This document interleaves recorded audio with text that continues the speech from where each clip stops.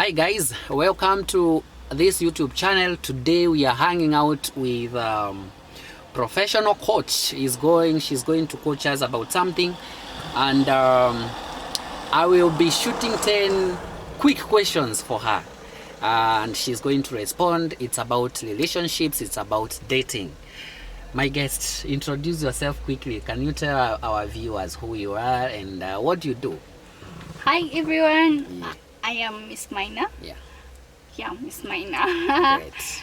I do quite a lot, Yes. but my main one being finance. I'm into credit Yes. and trade finance. Yes. So if you do your tenors, I'm the right person to talk to. And if you're in tours, And travel. Can So we just start? I related to that, no problem. Yeah, and I do tours. Make sure you follow Lael Safaris. All right. Royal? Lael. Lael Safaris. All right. So today I'm asking you some quick 10 questions regarding dating. Miss Maina is, I've known her for some time, and she can actually be of a positive advice to our young generation, to our youth, to couples, and I hope insights are going to be valuable to you as my viewer. First question quickly. What are the common challenges that the people who are dating experience, and how can they overcome that? Common challenges? Yeah. The first common challenge is communication issues. Yes. Every day we are trying to solve a communication problem, and Yes. we've not learned how to fully Yeah. communicate. And sometimes we communicate, and the one we are communicating to Yeah. is eager to respond rather than comprehend All what we are right. trying to communicate. Yes. So we've not learned how to express ourselves through communication. We also not learned how to do conflict resolution Solution. Yes. through communication. Yes. So there's some need for young people who are dating to read or to develop themselves personally when it comes to how to communicate, how to handle conflict, so that they can have a more better. Yes, that's the main Dating, the main challenge. Yeah. And then the second challenge is having superficial standards. All right. We want, mostly for us Yeah. ladies, we want a self-made man. Yeah. A man who drives a certain car, he's a certain CEO in Yeah. a very big African company. Yeah.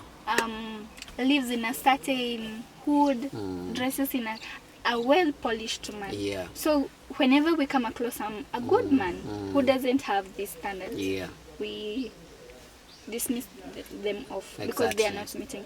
And on the other side, the men, they want a trophy wife. Yeah.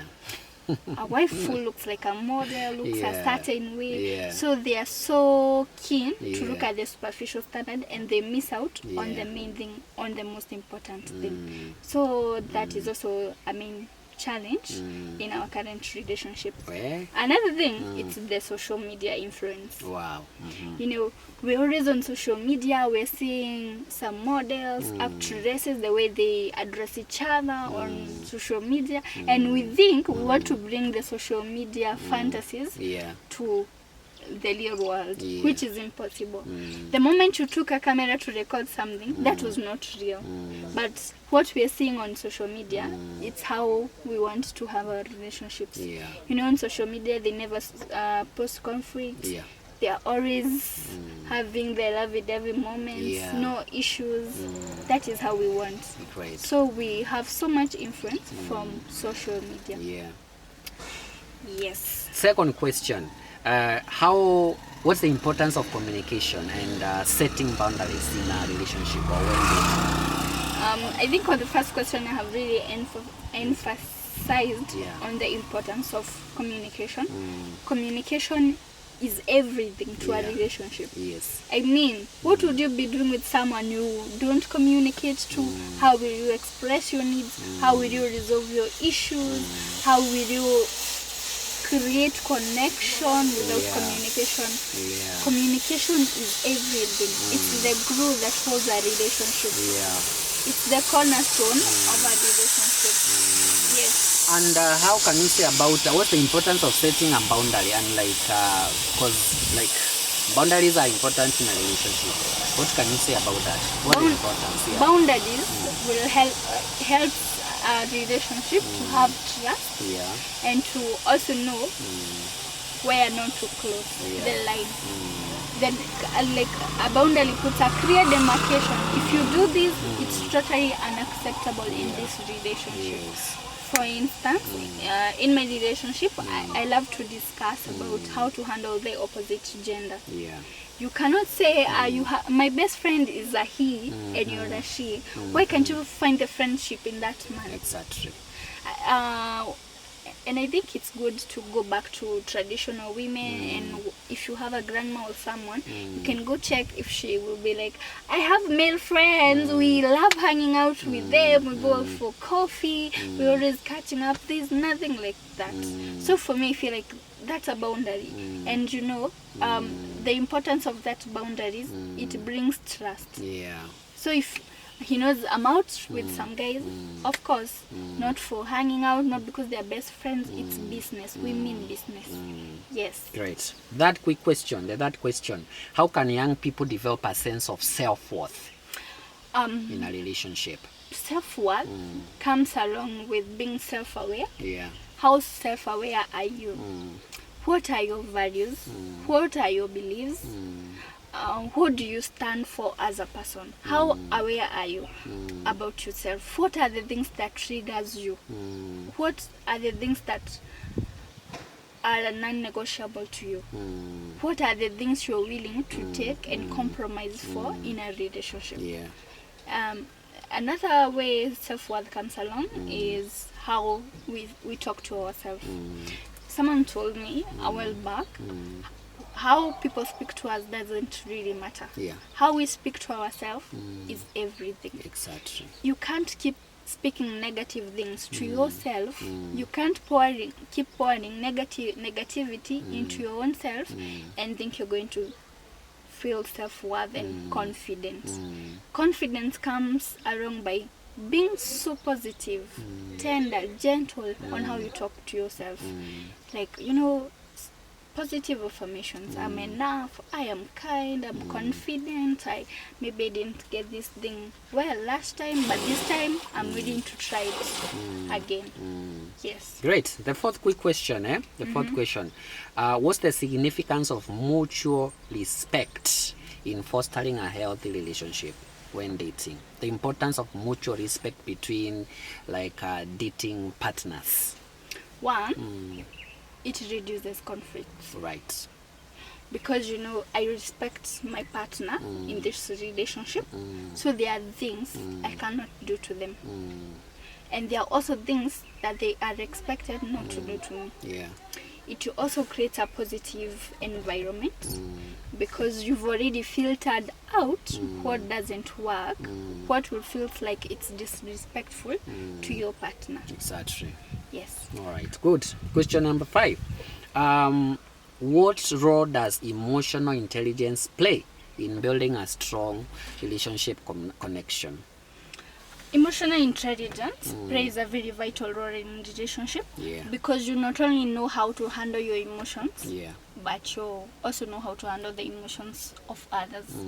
They define emotional intelligence as the ability to handle one's emotions and those of others. Exactly. So that is very important in a relationship because you know how to handle yourself, you know how to handle your happy moments, you know how to handle your sad moments, and you also know how to handle your partner's emotions. Yes. What do you think are some of the practical ways like couples can do to or like resources available that couples can utilize to be more emotionally aware of themselves? One, there's so many tests that are free online. All right. So as a couple, you can take those tests so that you can know you can be self-aware about your the emotions. personality test and Yes, the etc. personality test. So it will become easier for you.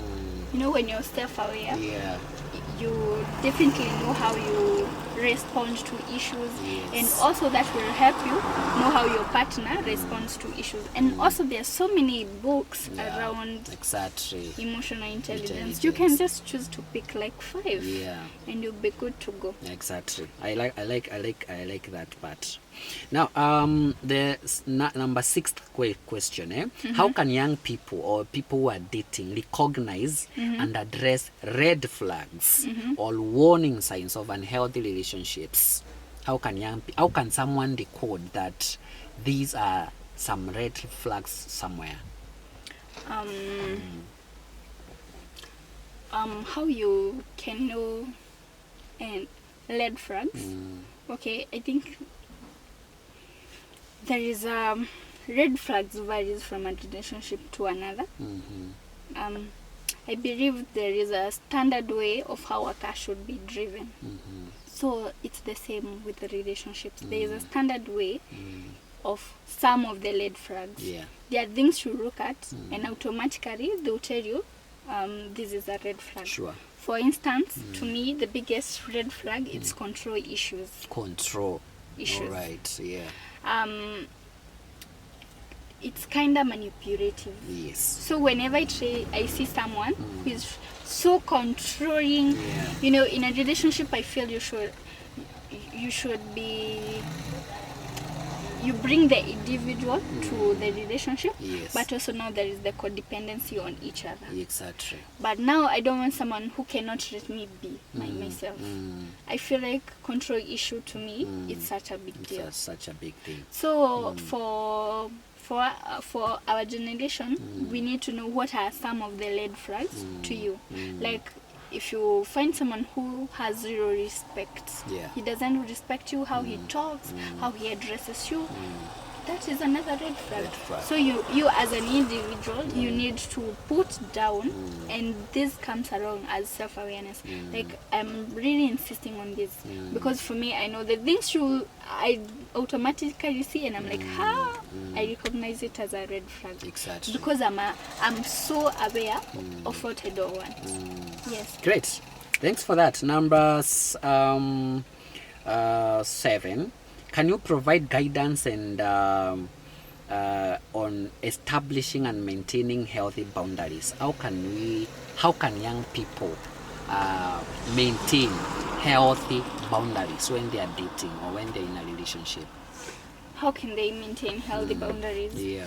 One is having boundaries as an individual before it even comes to the relationship.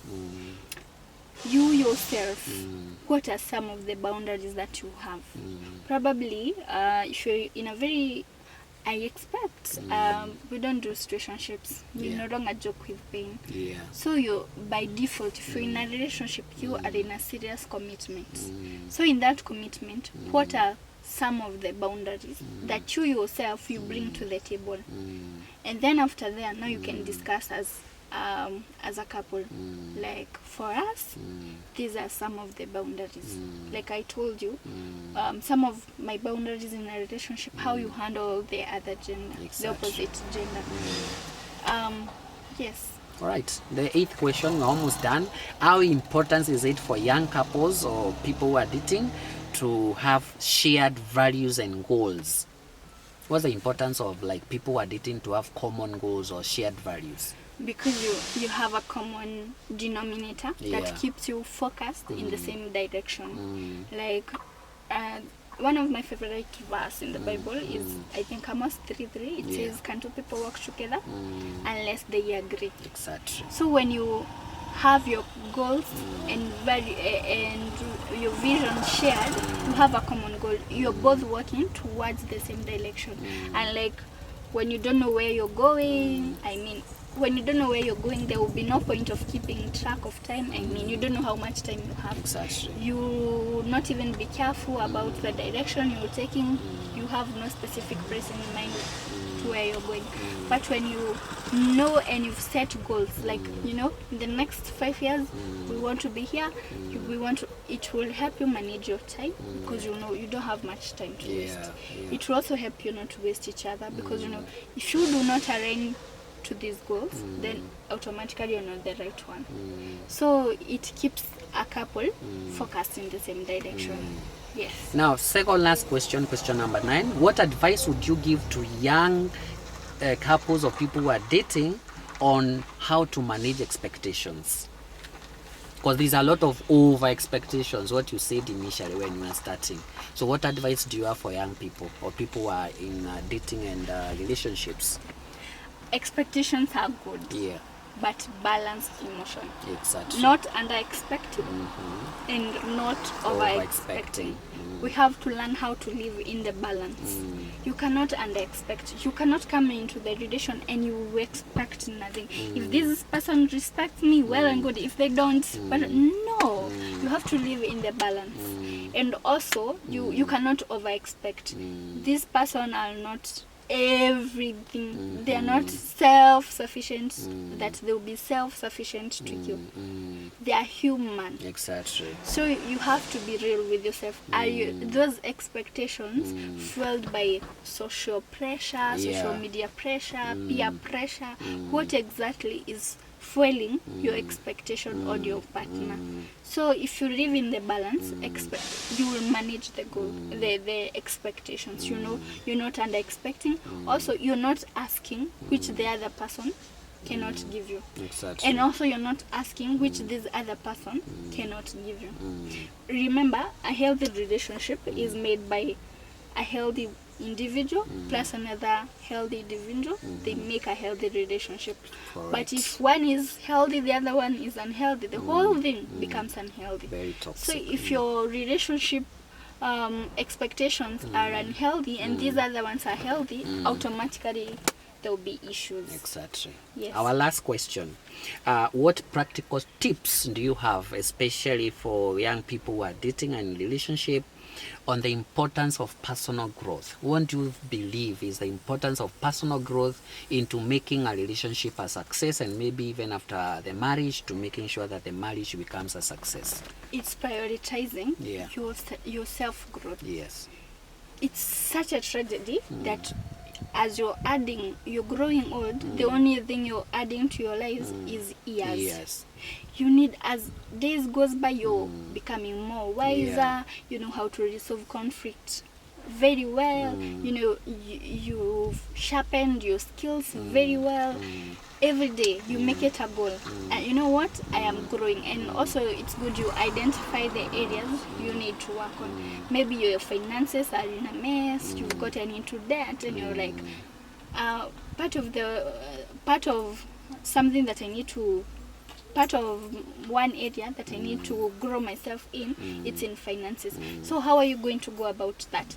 You indicate how you're going to work on growth on those areas. You can divide them. Like maybe for someone, a relationship, they're not their thing, and they're the reason why every relationship they get into doesn't work.